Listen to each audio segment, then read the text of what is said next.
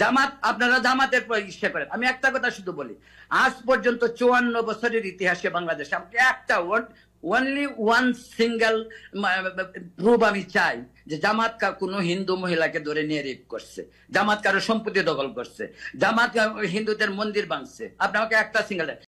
আসসালামু আলাইকুম সুপ্রিয় দর্শক, আমি সাথে আছি মোহাম্মদ ইব্রাহিম খলিল সুমন। বাংলাদেশ জামায়াত ইসলামী উল্লেখ করার মতো কখনোই কোনো অপরাধ করেনি, কিন্তু কুচক্রী মহল সবসময় বাংলাদেশ জামায়াত ইসলামী, বাংলাদেশ ইসলামী ছাত্র শিবিরের বিরুদ্ধে মিথ্যা, অসত্য, বানোয়াট তথ্য দিয়ে গুজব ছড়িয়েছে। বাংলাদেশ জামায়াত ইসলামী, বাংলাদেশ ইসলামী ছাত্র শিবিরের নেতৃবৃন্দের বিরুদ্ধে কখনোই যৌক্তিকভাবে কোনো ধরনের অপরাধের অভিযোগ ওঠেনি। এমনকি তারা দুইটা মন্ত্রণালয় চালিয়েছে, কিন্তু কোনো ধরনের দুর্নীতির প্রমাণ দুদক বা কোনো সংস্থাই খুঁজে পায়নি। বাংলাদেশ জামাত ইসলামী এবং বাংলাদেশ ছাত্র শিবিরের নেতৃবৃন্দ যে কোনো ধরনের দুর্নীতির সাথে জড়িত হয় না, সে বিষয়ে অত্যন্ত স্পষ্টভাবে দৃঢ়তার সাথে কথা বলেছেন বাংলাদেশেরই একজন প্রবাসী হিন্দু নেতা। তার মুখ থেকেই শুনে নিন জামাত ইসলামী সম্পর্কে হিন্দু সম্প্রদায় তথা তার মূল্যায়ন। জামাত, আপনারা জামাতের ইচ্ছে করেন। আমি একটা কথা শুধু বলি, আজ পর্যন্ত 54 বছরের ইতিহাসে বাংলাদেশে আমাকে একটা অনলি ওয়ান সিঙ্গেল প্রুফ আমি চাই যে জামাত কোনো হিন্দু মহিলাকে ধরে নিয়ে রেপ করছে, জামাত কারো সম্পত্তি দখল করছে, জামাত হিন্দুদের মন্দির ভাঙছে। আপনি আমাকে একটা সিঙ্গেল। এগুলি করতে কেন?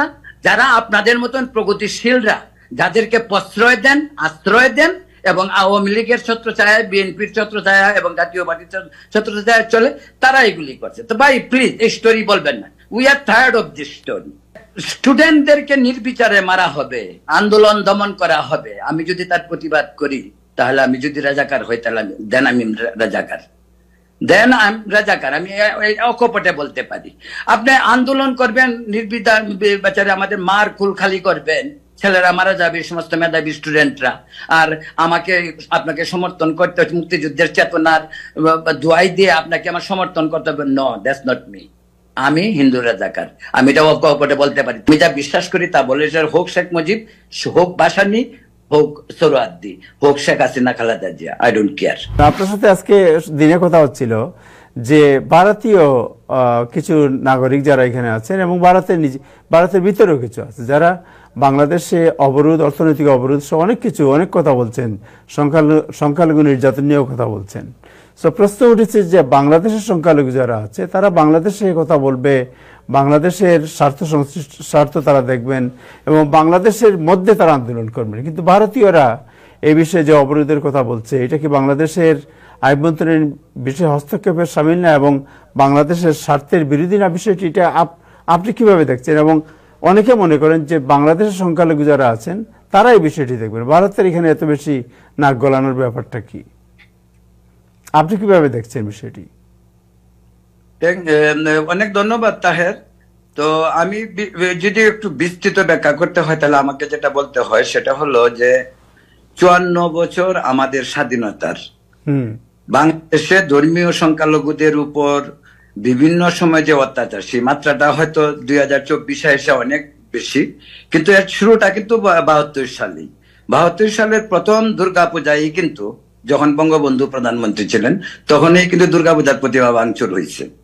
তারপর এই ধারাবাহিকতায় এরশাদের আমলে বলেন, জিয়াউর রহমানের আমল বলেন, খালেদা জিয়া এবং অবশেষে শেখ হাসিনার আমল পর্যন্ত কিন্তু চূড়ান্ত পর্যায়ে হয়েছে।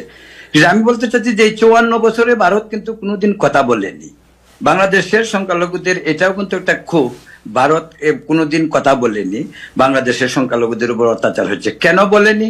হয়তো ভারতের বাণিজ্যিক সুবিধা হইতে পারে, বাণিজ্যিক সুবিধার জন্যই হবে হয়তো। আমার কাছে এটাই মনে হয় যে ভারত বাণিজ্য করবে, এটাই তাদের ইস্যু। হিন্দুদের, এই 2 কোটি হিন্দুর কি হচ্ছে না হচ্ছে এটা নিয়ে ভারতের এত মাথা ব্যথা ছিল না, কিন্তু এখন হঠাৎ মাথা ব্যথা কেন? সেটা হলো অ্যাকচুয়ালি কি প্রশ্ন আমি মনে করি।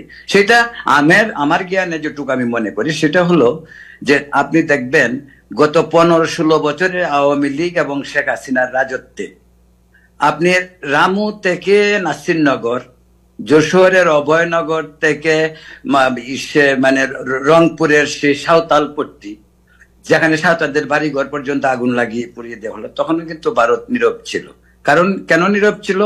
ভারত সবচেয়ে বেশি নিরাপত্তা মনে করছে শেখ হাসিনার রাজত্বে, সেটা হলো যে তাদের সেভেন সিস্টার তাদের নিরাপদ আছে কিনা সেটা তাদের লক্ষ্য।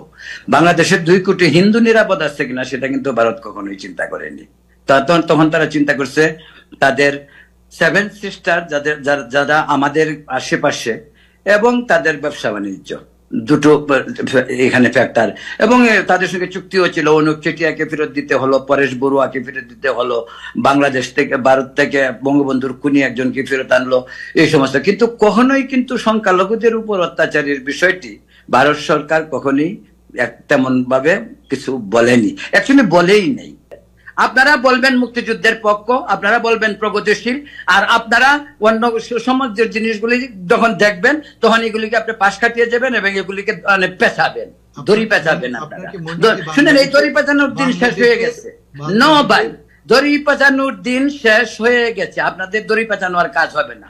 শেখ হাসিনা বাংলাদেশের শত শত মানুষকে হত্যা করছে, শেখ হাসিনার বিচার হতে হবে। খালেদা জিয়ার আমলে হয়েছে, এরশাদের আমলে হয়েছে, আমরা দেখছি নুর হোসেনকে হত্যা করা হয়েছে। আমরা এইগুলির বিচার চাই।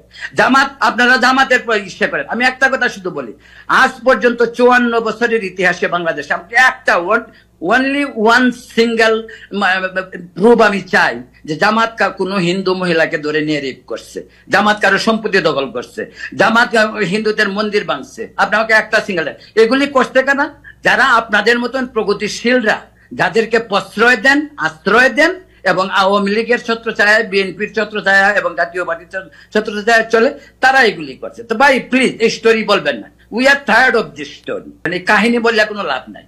আপনাদের বুদ্ধিজীবীদের কাহিনী কেউ শুনে না। বুদ্ধিজীবীদের কাহিনী যদি শুনতে হইতো আজকে আমাদের 5 আগস্টে বিপ্লব হইতো না। বুদ্ধিজীবীদের কাহিনী শুনলে 71-এ আমাদের দেশ স্বাধীন হইতো না। উনাদেরকে যদি বলেন, বলবে রতন তালুকদার রাজাকার। কিন্তু আপনি আশ্চর্যের বিষয়, এই 4 আগস্টে ডাইভার্সিটি প্লাজায় আমি বক্তৃতা দিয়ে আমি নিজে বলছি যে আমি রাজাকার।